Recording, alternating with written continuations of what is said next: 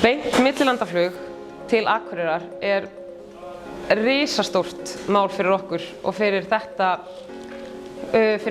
samfélag hér, bæði fyrir vinnustaðinn minn, Jarðböðin, og bara fyrir samfélagið í heild sinni vegna þess að við eigum inni svo ofboðslega marga möguleika í ferðaþjónustu, sérstaklega kannski við vetrartímann eins og EasyJet að fljúga núna. Við höfum nú þegar farið að skoða aðeins, tala við gestina okkar, spyrja hvaðan þeir koma og við sjáum gesti sem að koma með EasyJet og það bara virkilega það gleður okkur svo mikið vegna þess að við sjáum að þetta virkar og við eigum svo mikið inni á þessu flugi, í þessu flugi.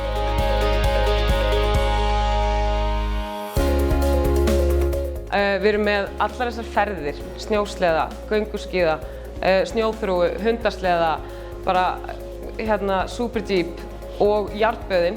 Þetta frábær vetrarafþreying sem vannýtt. Við getum boðið svo ofboðslega mikið fyrir ferðamenn sem ferðast hingað á veturna og við sjáum það bara. Þegar ferðamenn koma hingað, þeir eru alveg yfir sig ánægðir. Þeim finnst ekkert verra að koma hér í 15 stiga frosti og fara í lónið heldur en að koma hérna að sumri til í júlí. Þeim finnst það bara meira sérstakt að koma hérna á veturna og sjá norðurljósin. Við höfum verið að undirbúa okkur fyrir aukið millilandaflug, í rauninni kannski með aukinni markaðssetningu á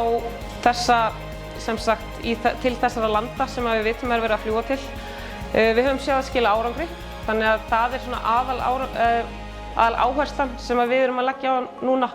Það þessi markaðssetning á þessi völdu svæði.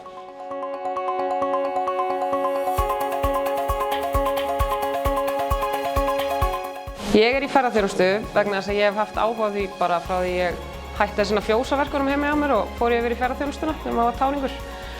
Og finnst það mjög skemmtilegt, finnst gaman að geta sýnt útlendingum fína og fallega landið okkar.